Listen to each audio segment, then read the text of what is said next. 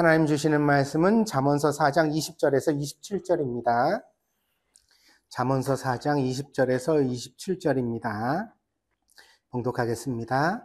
내 아들아, 내 말에 주의하며 내가 말하는 것에 내 귀를 기울이라. 그것을 내 눈에서 떠나게 하지 말며 내 마음속에 지키라. 그것은 얻는 자에게 생명이 되며 그의 온 육체의 건강이 됨이니라. 모든 지킬 만한 것 중에 더욱 내 마음을 지키라. 생명의 근원이 이에서 남이니라. 구부러진 말을 내 입에서 버리며 삐뚤어진 말을 내 입술에서 멀리하라. 내 눈은 바로 보며 내 눈꺼풀은 내 앞을 곱게 살펴 내 발이 행할 길을 평탄하게 하며 내 모든 길을 든든히 하라. 좌로나 우로나 치우치지 말고 내 발을 악에서 떠나게 하라. 아멘. 지난주부터 우리는 설교로 잠언에 들어와 있습니다. 지지난주에 미리 잠언 설교를 하겠다고 예고를 드렸으니까 이미 잠언을 우리가 함께 묵상하기로 한 것이 2주가 지났습니다. 어때? 여러분들 잠언을 좀 보셨습니까? 제가 속으로 잠언 1번 읽으신 분, 2번 읽으신 분 손 들어보라고 그러려고 마음을 먹고 왔는데 여러분 얼굴을 보니까 못하겠습니다. 되도록 깊이 하나님 말씀을 묵상하고 또 그 말씀 속에서 유익을 얻는 여러분들이 되어지기를 바랍니다. 지난 시간에는 이제 잠언을 펴는 마음가짐을 먼저 말씀을 드렸습니다. 아버지와 어머니가 아들을 향하여 주는 사랑의 가르침을 아들이 정말 기쁘게 받는 심정으로 우리가 이 잠언의 말씀을 펴야 한다, 그렇게 설명을 드렸습니다. 한 사람을 이루는 인격의 성장에서 좋은 부모보다 더 중요한 것은 없습니다. 그러니까 부모를 대신하는 교육의 환경을 만들겠다라는 것은 넌센스입니다. 그러니까 우리가 정말 어떤 한 사람을 잘 성장시키기를 원한다면 제일 중요한 요건이 뭐냐면 부모가 좋은 사람이 되는 것입니다. 전 국민 상담 프로그램으로 대표적인 것이 요즘 이제 한국에 2가지가 있습니다. 참 재밌는데, 하나는 오은영 박사가 솔루션을 제공하는 금쪽 같은 내 새끼. 아이들, 문제 있는 아이들이 참 많이 나오죠. 그리고 그걸 보면서 이제 상담을 하게 됩니다. 그러면 모든 시청자들이 이제 자기 아이를 거기다 대치시키면서 야, 그럼 나는 어떻게 해야 돼? 우리 아이를 더 잘 키울까? 이런 지혜를 얻죠. 또 다른 프로그램이 하나 있는데, 상담 프로그램이 개통령으로 불려지는 강영욱 씨가 솔루션을 제공하는 개는 훌륭하다라는 프로그램이 있습니다. 하나는 아이를 다루고 하나는 개를 다루는 프로그램이지만 이 2 프로그램의 솔루션은 결국 한 가지입니다. 뭐냐면 엄마와 아빠의 문제점을 고치면 아이가 달라진다. 개도 달라진다. 그러니까 이게 양육하는 사람이 얼마나 중요한 것인가를 우리에게 보여주는 문제거든요. 이걸 역설적으로 뒤집어 생각하면 엄마와 아빠가 건강하고 인격적으로 잘 서 있으면 그 자녀의 성장이 수월하고 안정적이게 된다는 거죠. 그러니까 아이가 눈빛이 흔들린다거나 심정적으로 어떤 힘들어하는 모습이 보여진다고 한다면 그 아이에게 어떤 솔루션을 제공하기 전에 부모는 어때야 돼? 자기를 향한 솔루션을 먼저 제공해야 된다는 거예요. 나를 고쳐야 그 아이를 고칠 수 있다. 그래서 부모는 누구보다 건강한 자아의 성장을 위해서 성찰하고 노력하는 사람이 되어야 합니다. 그 아이가 등 뒤에서 보고 배우고 있다는 사실을 기억할 필요가 있습니다. 그래서요, 말씨, 표정. 우리 아이 얼굴을 가만히 보세요. 생글생글 웃으면 안 이쁜 아이가 없습니다, 세상에. 아멘? 코가 좀 주먹만 하더라도, 눈이 쫙 찢어졌더라도 아이가 방글방글 웃으면 다 하나님이 주신 고유한 매력과 그게 있어요. 아름다움. 그런데 아이가 자꾸만 시무룩하고 뭔가 좀 화가 나 있는 듯하고 뭔가 불만스럽고 그렇단 말이에요. 그러면 이제 그게 뭐가 문제일까? 그러면 여러분들 뭘 먼저 확인하셔야죠? 빨리 욕실로 뛰어가서 여러분 표정을 확인해 보세요. 아이가 슬퍼하고 있으면 여러분의 슬픔이 없는지를 먼저 확인해 보세요. 왜 저렇게 재수없게 말을 하지? 나한테 배웠기 때문입니다. 왜 저렇게 표정이 무뚝뚝하지? 나한테 배웠기 때문입니다. 심지어 걸음걸이와 생활 습관까지 칫솔 쓰고 아무데나 툭 던져놓는 거, 비누 막 해가지고 세면기에다 던지는 거, 머리카락 잔뜩 흘려놓는 거, 누구한테? 다 나로부터 나온 습관일 가능성이 많다는 거예요. 나는 그렇게 안 가르쳤는데요. 아닙니다. 그거는 아닐지라도 다른 면에서 그 빌미와 원인을 제공했을 가능성이 큽니다. 그러면 제가 말씀드리는 건 뭐예요? 이거 고쳐라 이렇게 말하기 전에 내가 나의 삶의 부분에서 내가 그렇게 한 게 없을까를 되살피고 그걸 우리 같이 고치자. 아멘? 야, 너는 그게 그렇고 나는 엄마는 아빠는 이걸 잘못하더라. 근데 우리 요번 달에 우리 같이 약속할까? 아빠는 이걸 고칠 테니까 너는 그걸 고쳐. 그래가지고 우리 서로 잘 가르쳐줘서 우리 더 좋은 사람이 되기를 하자. 할렐루야. 이제 엄마와 아빠 간에 아이 간에 소통이 일어나면서 아름다운 교훈과 훈계가 일어나는 거잖아요. 근데 이제 이게 우리가 건강하지 못할 때는 한 이불을 덮고 자는 부부인데도 자기 짝꿍이 꼴 보기 싫게 밉고 내 속으로 낳은 아이인데도 불만이 마음속에 계속 쌓여가고 해소가 안 돼요. 무슨 얘기냐면 아침에 믿다가도 저녁에 보면 자기도 모르게 가서 안고 뽀뽀하고 비비는 게 자식이어야 됩니다. 믿습니까? 부모와 자식은 그런 지간이에요. 좋고 나쁨을 따지는 사이가 아니에요. 내 몸에서 나왔잖아요. 내 몸의 일부라고요. 근데 이제 아침에 꼴 보기 싫었는데 저녁에 보니까 더 꼴 보기 싫어. 자꾸 생각나고요. 섭섭한 게. 저놈 새끼 한 마리. 제가 나한테 어떻게 했는지가 자꾸 내 마음속에 얹혀서 돌아가.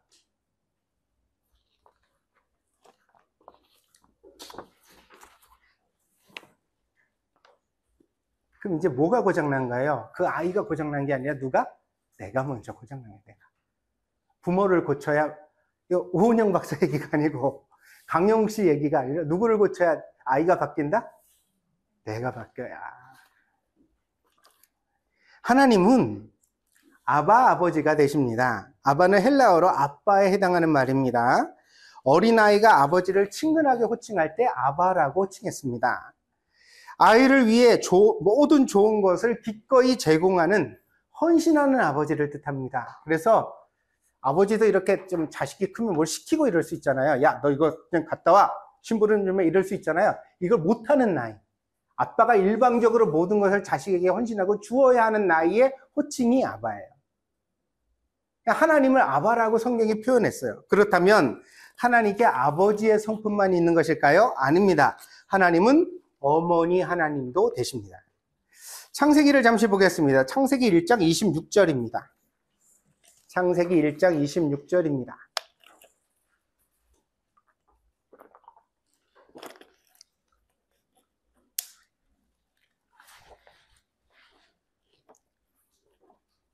같이 읽어볼까요?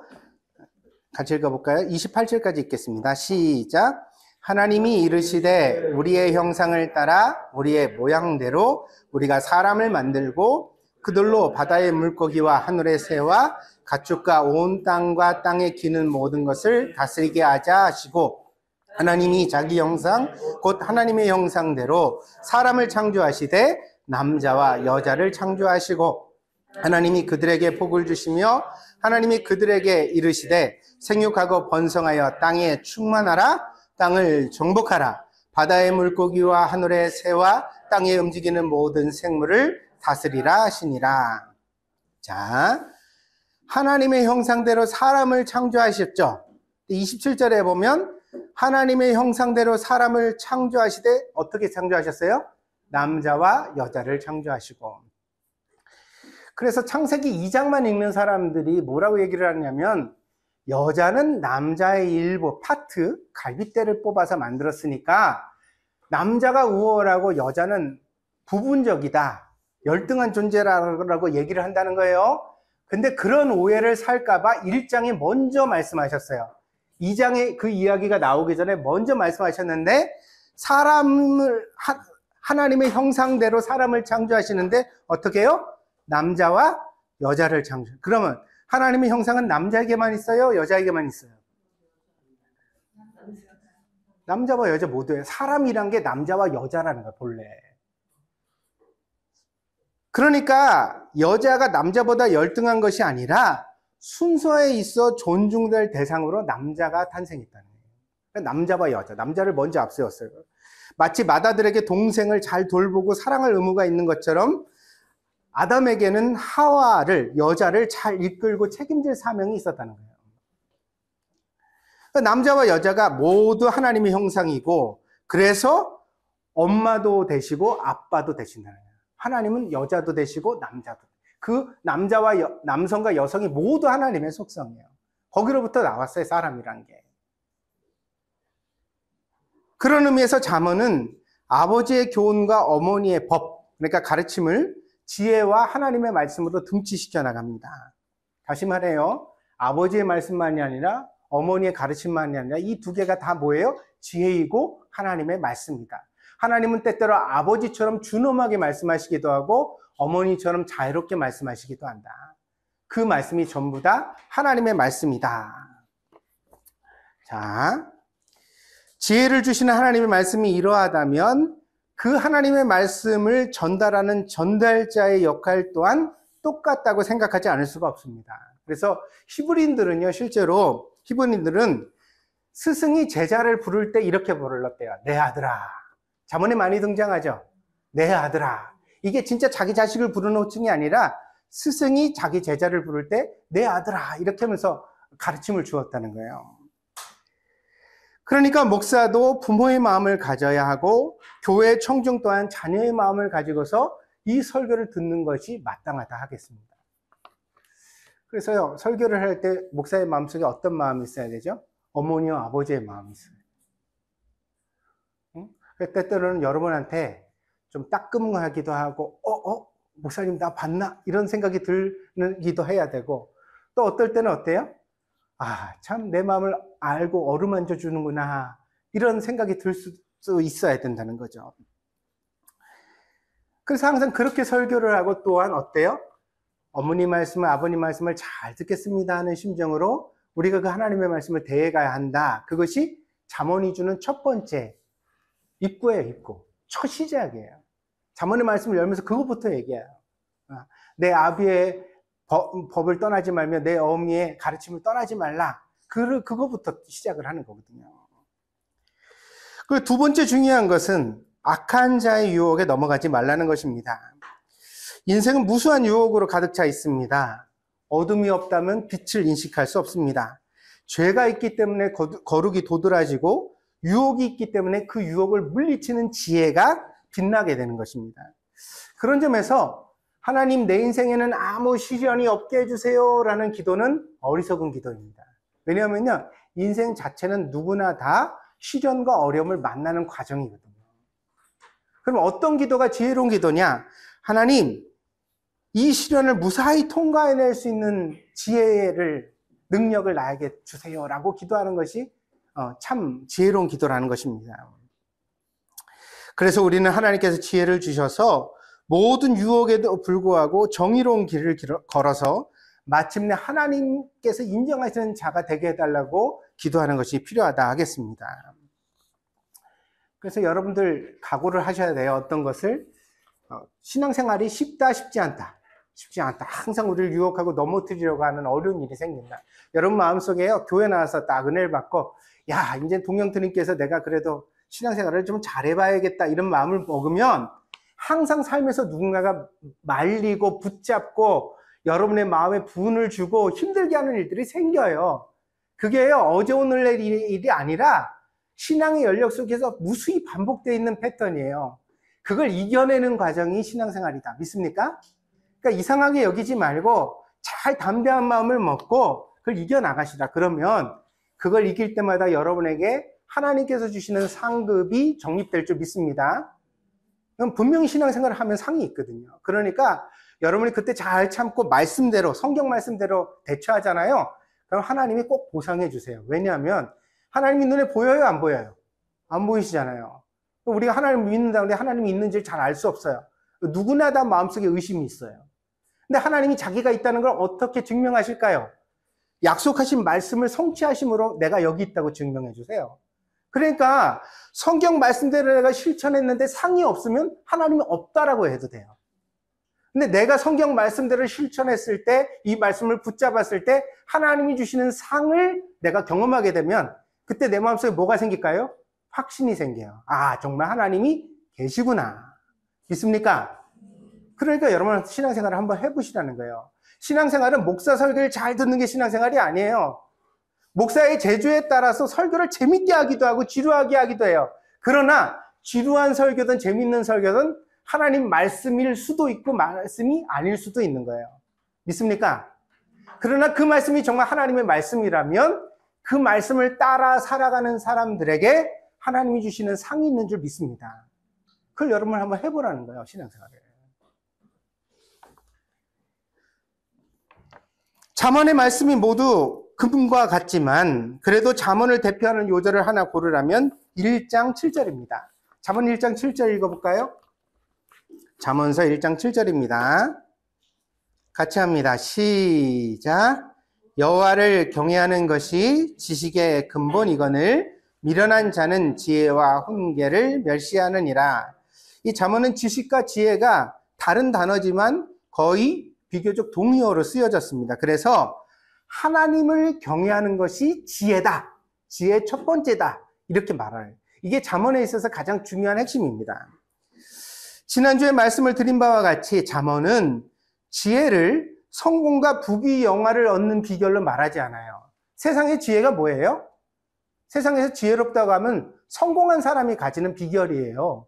그러니까 돈을 많이 버는 게 지혜고 내가 높아지는 게 지혜라고 생각을 해요. 지혜가 있는데 내가 고생을 한다? 지혜가 있는데 내가 양보를 한다? 그건 세상 사람들이 원하는 지혜가 아니에요. 그러나 성경의 이 잠언은 지혜를 뭐라고 설명을 하냐면 생명의 길 혹은 구원의 길이라고 설명을 합니다. 그런 의미에서 악한 자와 동업하여 많은 재물을 소유하게 되는 것은 세상적으로는 성공일 수 있지만 잠언에서는 어리석은 일입니다. 그러니까 부자가 됐는데 망하는 길이라고 설명하는 게 잠언에 나오는 거예요. 잠언서 1장 10절부터 한번 읽어보겠습니다. 잠언서 1장 10절입니다. 지난주 본문이기도 했습니다. 읽어볼게요. 내 아들아, 악한 자가 너를 꿰일지라도 따르지 말라. 그들이 내게 말하기를 우리와 함께 가자. 우리가 가만히 엎드렸다가 사람의 피를 흘리자. 죄 없는 자를 까닭없이 숨어 기다리다가 수월같이 그들을 산채로 삼키며 무덤에 내려가는 자들같이 통으로 삼키자. 우리가 온갖 보화를 얻으며 빼앗은 것으로 우리 집을 채우리니 너는 우리와 함께 제비를 뽑고 우리가 함께 전대 하나만 두자 할지라도 내 아들아 그들과 함께 길에 다니지 말라. 내 발을 금하여 그 길을 밟지 말라. 대저 그 발은 악으로 달려가며 피를 흘리는 데 빠름이니라. 새가 보는 데서 그물을 치면 헛일이겠거늘 그들이 가만히 엎드림은 자기의 피를 흘릴 뿐이요 숨어 기다림은 자기의 생명을 해할 뿐이니 이익을 탐하는 모든 자의 길은 다 이러하여 자기의 생명을 잃게 하느니라. 돈이 많아도 생명을 잃게 되면 어때요? 그건 지혜가 아니라는 거예요. 이 생명이 육신의 생명만을 말하는 것은 아닙니다. 하나님 앞에서의 생명을 말하는 거예요. 그러니까 우리가 정말 생명으로 윤택하고 충만하게 되어지는 구원의 길을 걸어가야 되는데 그렇지 않다면 부유하게 돼도 오히려 가난하다. 비참하다. 꼭 강도질만 생각하실 필요는 없습니다. 여기 1장 19절에 보니까 이익을 탐하는 모든 자의 길은 이러하여 그랬죠. 그러니까 강도질이 아니라 장사를 해도 막 진짜 강도질 하듯이 장사를 해. 그럴 수가 있습니까? 그렇죠. 그럴 수 있어요. 직장을 다녀도요. 진짜 막 도둑질 하듯이 직장을 다녀. 그럴 수가 있습니까? 그럴 수가 있어요. 사람이. 이 물질에 취하면 사람 뵈는 게 없거든요. 사람이 안 보여요. 하나님도 안 보이고. 뭐만 보여요? 나만 보이고 돈만 보여요. 그러면 결국 그 길이 어떻게 되느냐? 자기 생명을 잃게 한다는 거예요. 돈을 벌다가 생명을 잃는 일, 이 일은 현대인만의 특징이 아니라 솔로몬의 시대부터, 아니 그 이전부터 사람에게 반복되어 온 가장 어리석은 행태 중에 하나입니다. 제가 지난주에 여러분에게 영상편지 쓰듯이 메시지를 냈는데 여러분 보셨어요? 제가 우리 어머니 곁에서 배운 지혜가 있다고? 아이, 또 영상으로 설교를 했더니 다들 물 마시다가 안 들었구나. 제가 어머니한테 그랬어요. 어머니, 내가 이미 때를 많이 놓친 것 같네요. 어머니 모시고 좋은 데 가고 싶어도 이제 다리가 아파 못 가시고, 내가 아무리 좋은 음식이라도 지금은 다 사다 드릴 수 있을 것 같은데 사드려도 어머니가 드시지를 못하네요. 그래서 내가 어머니한테 효도하고 싶은데 효도할 수 있는 기회를 이미 많이 다 놓친 것 같네요. 남은 시간이라도 제가 최선을 다해 보겠습니다. 그랬어요. 네? 어머니가 안 드신다는 걸 막 열심히 차를 가지고 이제 차를 구해가지고 가지고 다니면서 어머니 좋아하시는 걸 아니까 이제 선지해장국 포장해 오고 추어탕 포장해 오고 장어 먹으러 같이 모시러 가고 또 부대찌개 좋아하셔서 그거 사오고 어머니 스시 드시고 싶어요 모시고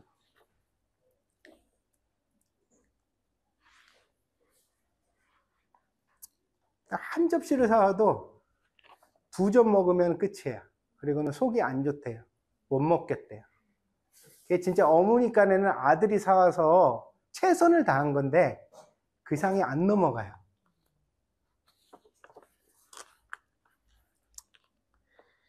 여러분,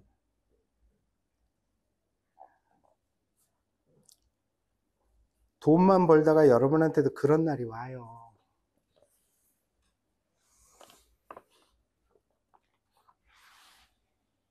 그러면 나는 지금부터 열심히 다니면서 먹고 싶은 거 다 먹고 놀고 싶은 거 다 놀아야지.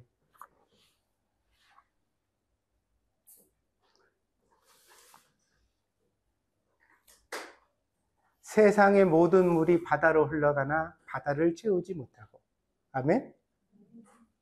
사람의 마음이요, 욕심을 품고 있으면 세상의 모든 좋은 것을 다 갖다 줘도 그 마음이 만족하지 않아요. 정말 행복해지려면 뭘 알아야 돼요? 여호와를 경외하는 법을 알아야 돼요. 하나님이 나한테 주신 은총을 알게 될 때 우리가 작은 것에도 감사하고 현재 속에서 행복하게 살아갈 수 있는 사람이 되는 줄 믿습니다. 그래서 신앙이 귀한 거예요. 누가복음 한번 읽어봅시다. 이 말씀도 참 귀해요. 누가복음 12장 13절입니다.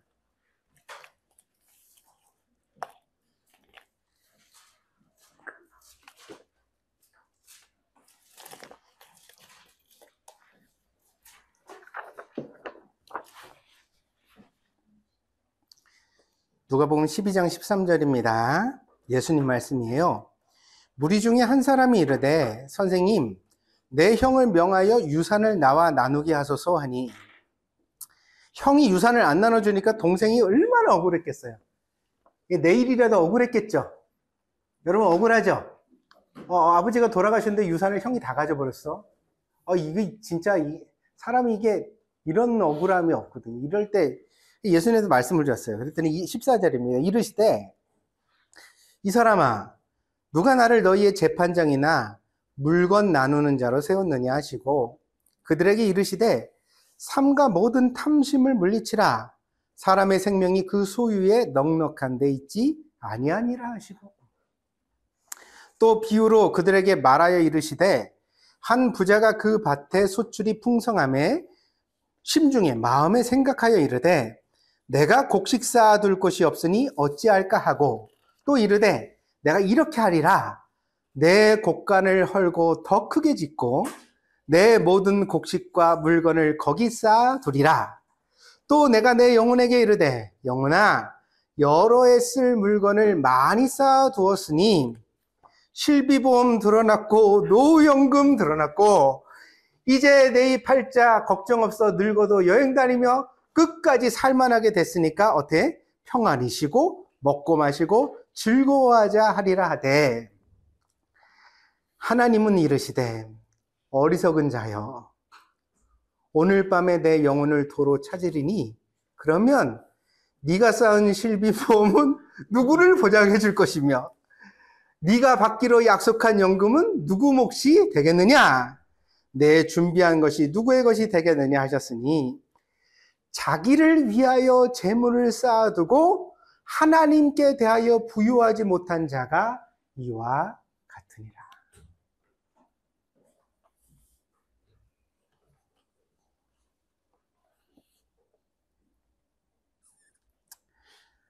잠언과 정확하게 같은 내용입니다. 사람의 생명이 그 소유에 넉넉한 것에 있지 않습니다. 탐심을 물리치십시오. 여기 보세요. 자라 가서 사는 옷을 유니클로 가서 사면 되고요. 유니클로 가서 사는 옷이 없으면, 살만한 옷이 없으면 1년에 한두 번은 빅세일을 하거든요.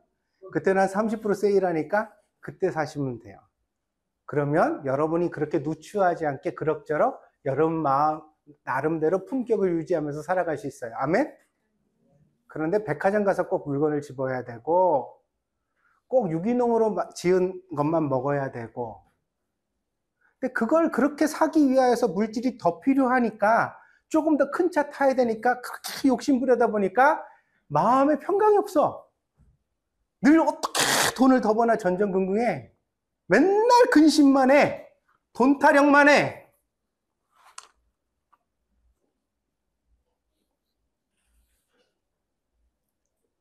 하나님께 대하여 부유하지 못한 자로 살다가 보니 어느샌가 인생은 끝나버리고 세상 창고에다 쌓았던 것 하나도 내 것이 되지 않는다는 게 예수님께서 우리에게 들려주시는 경고입니다.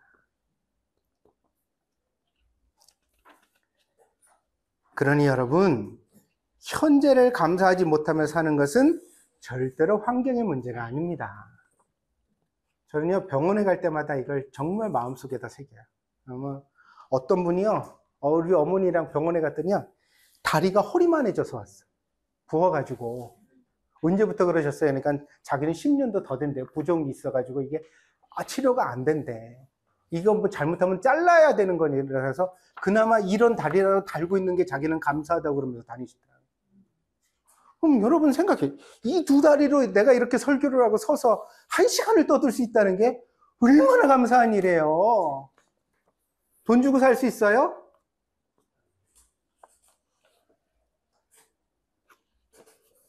근데 우리가요, 이런 아침에 눈을 떠서 일어나서 하루를 시작하고 내가 다이어트를 하기 위해서 헬스클럽에 가서 운동을, 러닝머신을 뛰고 이럴 때, 이 감사한 줄을 몰라, 사람이.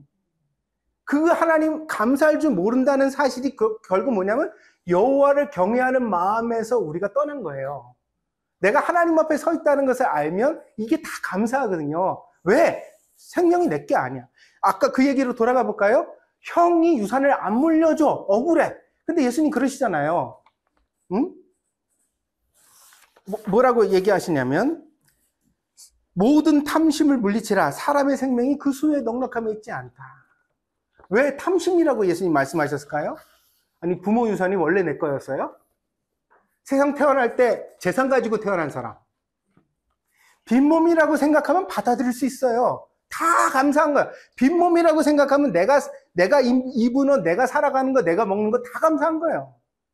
근데 마땅히 나는 유산을 받아야 되고 집이 있어야 되고 남들보다 잘 살아야 된다는 생각을 기본으로 삼고 시작을 하니까 어때요? 박탈감이 들고 불행하고 억울한 거죠. 그래서요, 사람이 하나님을 경외하는 마음을 품고 사는 게 정말 중요합니다. 오늘 4장의 본문으로 돌아가 볼게요. 잠언서 4장 23절입니다. 잠언서 4장 23절 같이 읽을게요. 오늘 본문에 나왔으니까 4장 23절 시작. 모든 지킬 만한 것 중에 더욱 내 마음을 지키라. 생명의 근원이 이에서 남이니라. 구부러진 말을 내 입에서 버리며 삐뚤어진 말을 내 입술에서 멀리하라. 내 눈은 바라보며 내 눈꺼풀은 내 앞을 곧게 살펴 내 발이 행할 길을 평탄하게 하며 내 모든 길을 든든히 하라. 좌로나 우로나 치우치지 말고 내 발을 악에서 떠나게 하라. 자, 한국 속담에 구슬이 서말이라도 깨어야 보배라는 말이 있습니다. 조금 설명을 하면 아무리 원석이 있어도 그걸 다듬어야 보석이 된다는 뜻이에요. 그래서 제가 3원의 말씀을 여러분에게 깨워드릴게요. 지혜는 뭐라 그랬냐면, 잠언에 나오는 지혜는 잘 사는 비법이 아니에요. 아멘? 잠언에 나오는 지혜는 생명을 얻고 지키는 비결이에요. 우리가 생명을 더 풍성하게 하는 게 지혜다, 이렇게 말하고 있습니다. 그러면 이 지혜를 방해하는 게 있어요. 그 가장 큰 게 뭘까요? 탐심입니다. 탐심은 겉으로는 잘 살게 해주는 것 같을지라도 결과적으로는 생명을 해치고 죽게 합니다. 그래서 이걸 유혹이라고 말하는 거예요. 야, 돈만 있으면 잘 살 수 있었는데 그게 잘 사는 게, 돈만 있으면 잘 사는 게 아니라는 거예요. 돈은 필요한 거예요. 우리 인생의 어떤 파트예요. 어떤 부분이라고. 믿습니까? 아니, 그러니까 내가 입을 것도 있고 먹을 것도 있고 있어야지 다른 일들을 하지. 그게 없으면 그러면, 사람이 떡이 필요해요. 떡이 필요하다는 것을 성경이 부정하는 게 아니에요. 그러나 문제는 떡만 있다고 해서, 배부르다고 해서 인생이 충만해지는 것은 아니라는 거예요. 이거 명심해야 될 일이에요. 근데 자꾸 탐심은 뭐라고 말하냐면, 좀 더 떡이 많으면 너는 훌륭해질 거야. 좀 더 떡이 많으면 너는 정말 만족스러워질 거야 라고 말한다는 거예요. 그래서 그냥 내 형편에 맞게, 여러분 제가 이렇게 설교를 한다고 해서 목사님은 백화점 가는 걸 반대하는구나 이렇게 생각하시면 절대 안 돼요. 저 백화점 좋아합니다. 저한테 뭐 선물 사줄 때 백화점에서 사오세요. 좋아합니다. 그런데 문제는 뭐냐면, 목사님 그럼 백화점 좋아하니까 백화점에서 선물 사드리, 그 얘기가 아니라는 거예요. 여러분 형편에 맞게. 할렐루야. 그러니까 여러분이 여러분 옷을 백화점에서 살 형편이면 목사 옷도 백화점에서 사줘요. 왜 여러분 옷은 백화점에서 사고 목사 옷은 유니클로에서 사줘? 그러면 그거는 좀 그렇잖아. 그럼 받고 나서 기분이 안 좋을 거 아니야. 아멘? 아멘 안 해? 그럼 좋아. 그럼 나도 좋아. 나도 그러면 나는 좋은 커피 먹고 여러분 싸구려서 커피 갖다 줄 거야. 그러면 안 돼요. 사람이 내 먹는 것으로 남한테도 접대할 줄 알고 그래야죠. 아멘? 그러니까 제가 그러는 거야. 교회에 제가 부임해가지고 예전에도 그런 사람들을 봤는데, 교회에서 뭐 그릇 좀 사자 그러면 다 백엔샵 가서 사. 그게 나쁘다는 얘기가 아니에요. 그럴 수 있어. 근데 가만히 보니까 자기 집 그릇은 전부 다 스탠에 좋은 거에 비싼 것만 사가지고 써. 그러면서 교회 식구들은 뭐 플라스틱 그릇 써도 된대. 아니 무슨 교회를 식구라고 말해놓고 개 취급을 하네. 자기 집 개도 비싼 그릇 사다가 주던데. 아, 이따위로 신앙생활 하는데 하나님이 무슨 복을 주시겠냐 이거예요. 이거 신앙생활 아니에요. 아멘? 아, 이거 아멘을 잠깐 강조하네. 강조해. 형편에 맞게 하시라는 거예요. 내 형편이 유니클로 가는 형편인데 목사 선물 준다고 백화점 갈 필요도 없어요. 그렇게 하지 마요. 가랭이 찢어져. 힘들어. 여러분들 고생하는 거, 그래. 자기는 유니클로도 못 가는 형편에서 나한테 그 백화점에서 넥타이를 사왔으니까 나는 이거 메고 너무 기분 좋다. 그럴 목사면 다른 교회 가. 그 목사 아니야. 사꾼이지. 믿습니까? 형편에 맞게 하시라는, 형편에 맞게. 그래서 탐심을 경계하라는 겁니다. 전부 떡만 바라다 보면 떡으로 인하여 생명을 잃어요. 돈만 좋아하다 보면 결국은 내 삶이 파괴돼요.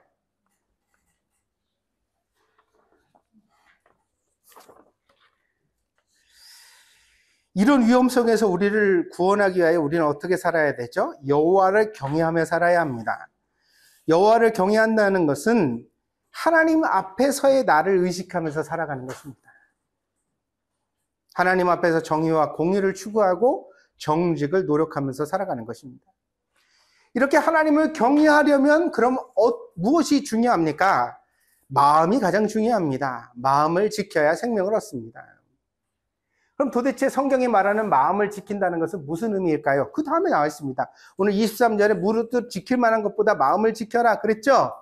그리고는 그 다음에 마음을 지키는 비결을 가르쳐 줍니다. 뭐라고 말해요? 말 조심해라. 아멘? 아멘? 근데 25절에 보는 것 조심해라. 눈 조심해라. 말과 눈이 마음을 움직이는 운전대다라고 가르쳐 주는데, 이 가르침은 잠언에만 나오는 게 아니라 야고보서에도 나오고 매우 중요하게 반복되는 성경의 가르침이에요. 뭘 조심해라? 마음을 잘 다스리려면 말과 보는 것을 조심해라. 그래서 마음을 지키는 세 번째 비결이 또 중요한데, 세 번째 비결이 뭐냐면 26절, 27절이에요. 뭐라 그랬냐면 내 발이 행할 길을 평탄하게 하면, 발 얘기죠. 발, 그죠? 내 모든 길을 든든히 하라. 좌로나 우로나 치우치지 말고 내 발을 악에서 떠나게 하라. 그래서 발이 있는 곳, 그곳은 바로 그 사람의 소속을 뜻해요. 뭐냐면 자기가 있는 공동체를, 자리를 잘 선정하라는 거예요. 왜 그러냐? 여러분 보세요. 우리가 속한 곳에서 우리는 어울려 말하고 서로 영향을 주게 되기 때문입니다. 그래서요, 내가 막 무례한 사람이라도 공손한 공동체에 속하여서 매너를 즐겨 보다 보면 나도 어떻게 돼요? 본받아서 매너가 있게 되어져요. 말도 어때요? 거칠게 하는 사람들 속에 가면 나도 모르게 내 말이 거칠어지고, 공손히 말하는 사람들, 부드러운 사람들 사이에 가면 나도 말이 어때요? 부드러워져요. 그래서 이 마음을 다스리는 데 있어서 스스로도 훈련해야 되지만 가장 좋은 훈련의 장은 공동체라는 거예요. 공동체. 좋은 공동체를 선정하라는 거예요. 기독교의 경건은 고독의 경건이 아닙니다. 불교는 출가를 이야기하는데 집을 나선다는 뜻입니다. 가정을 버리고 인연을 끊고 산속으로 들어가서 혼자 깨달음을 구하는 것입니다. 그러나 기독교는 정반대 가르침을 줍니다. 너희는 세상의 빛이다. 너희는 세상의 소금이다. 소금이 그 맛을 잃으면 버려져서 사람들에게 짓밟히지 않겠느냐. 그러니 너희는 세상 속에 있지만 맛을 잃는 사람이 되지 않도록 스스로 성찰하고 노력하고 기도하라라고 가르칩니다.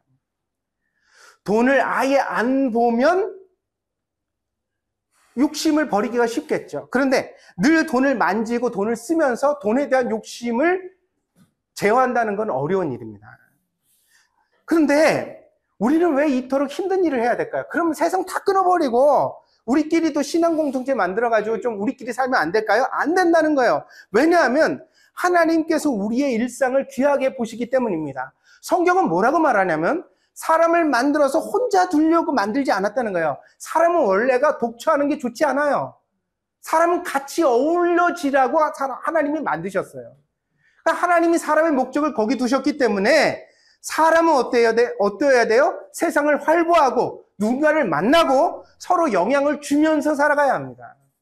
그게 하나님이 기뻐하시는 모습이에요. 그래서 우리가 고독의 시간이 필요하기는 하지만 혼자 사색하고 커피 한 잔 마시고 음악 듣고 그러면서 인생은 뭘까 성찰하기도 하지만 그 성찰을 끝내고 나서 반드시 우리는 어디로 나와야 돼요? 일상으로 나와야 돼요. 그래서 아이를 끌어안아주고 남편과 대화하고 이 화성에서 온 남자, 금성에서 온 여자 대화가 안 되잖아요. 도대체 이 사람 무슨 생각까지 이런 말을 할까? 그런데 그럼에도 불구하고 대화하려고 노력을 하고 그게 하나님이 원하시는 우리의 삶의 모습이라는 거예요.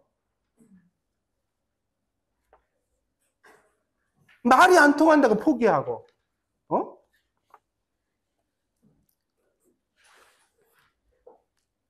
그래서 결국 우리는 서로 사랑하는 삶을 살아야 합니다. 그게 성경의 대답입니다.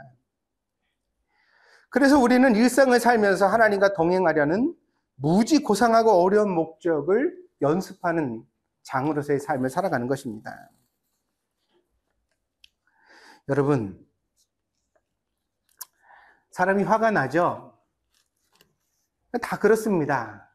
네, 화가 나지만 화를 다스리셔야 돼요. 이전까지는 화가 나면 확 쏟아내고 폭발하고 그러면서 이게 나답다 이렇게 생각해요. 나다운 게 뭐냐? 난 그래도 뒤끝은 없잖아. 나는 불같이 쏟아내고 그 다음에 다 잊어. 그리고 나는 다 용서해. 그러니까 나는 괜찮은 사람이야. 근데 이게요 굉장히 위험한 생각이거든요. 아니 칼로 찔렀다 뺀다고 그래서 나는 그게 칼을 치운 거지만 상대는 이미 찔렸잖아요. 피를 철철 흘려요. 그게 어떻게 사라지겠어요. 그래서 우리는 인생을 살면서 어떻게 해야 되냐면 다스리는 법을 배워야 돼요. 마음을 지키고 다스리는 법. 아멘? 화가 나는 건 자연스럽다. 그러나 화를 마음대로 내서는 안 된다. 매너 있게 화내는 법, 부드럽게 화내는 법, 유익하게 화내는 법, 적정하게 화내는 법. 화가 났다고 해서 막 자기 마음대로 다 하고 그게 옳다고 말해서는 안 된다는 거예요. 이렇게 하려면 뭐가 필요해요? 연습이 필요하고 노력이 필요해요. 반드시. 그게 뭐예요? 하나님을 경외하는 마음에서 나오는 경건의 훈련이에요.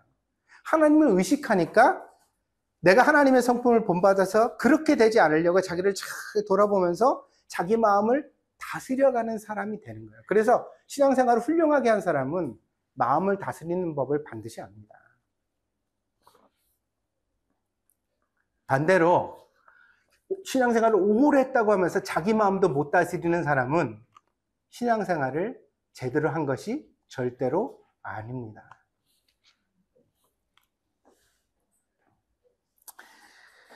우리는 왜 그렇게 마음을 다스려 가야 할까요? 하나님께서 우리를 지켜보시기 때문입니다.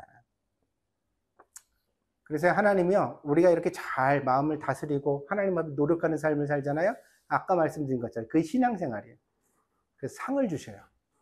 반대로 우리가 너무 꼬라지를 부리고 너무 우리 마음대로 하잖아요. 그러면 야, 너 안 되겠다. 너 좀 특수훈련 한번 하자. 하나님이 해병대 캠프를 여신다고, 우리 인생에. 하나님이 여신 해병대 캠프가 뭐야? 돈이 떨어지는 거, 몸이 아픈 거, 풍파와 고초가 시작되어지는 거. 아무 데도 마음 들 곳이 없도록 나를 끌고 광야로 질질 끌고 가시는 거. 이런 일 겪고 싶지 않은 분만 아멘. 하나님, 나는 해병대 캠프 필요 없어요. 나는 말씀하시면 들을래요. 나는 성경 보고 깨달을래요. 그게 잠언이 뭐라 그래요? 지혜라고 하는 거예요. 생명을 얻는 길이라고, 지키는 길이라고. 그러니 화가 난다고 할 말 안 할 말 다 하지 마시고 꼭 말을 가려하시기 바랍니다. 아멘? 어린아이처럼 폭주하지 말고 자기를 다스려서 복받을 자답게 처신하십시오. 다시 말씀드립니다. 마음을 지키면 복을 받습니다. 마음을 지키는 것이 지혜이고 생명입니다. 그러나 그 마음을 분노와 시기와 욕심과 슬픔에 내어주면 결국 자기만 죽는 것이 아니라 주변의 모든 사람들을 해롭게 하는 사람이 됩니다. 인간 흉기. 욱하지 마십시오. 욱하지 마십시오. 그렇다고 욱하는 사람들을 조롱하지도 마십시오. 왜냐하면 남이 욱하는 것을 보고 조롱하는 당신의 마음속에도 똑같은 어둠이 있기 때문입니다. 본래 교만한 사람이 남의 교만을 견디지 못하고 욕심이 많은 사람이 남의 욕심을 비난하는 것입니다. 사람이 마음이 온유하면 비로소 평화를 얻습니다. 온유한 마음은 믿음의 마음입니다. 하나님과 동행하는 마음입니다. 하나님을 느끼고 사랑하는 마음입니다. 오늘 여러분의 마음이 하나님의 임재 가운데서 온유해지기를 바랍니다. 기도하겠습니다.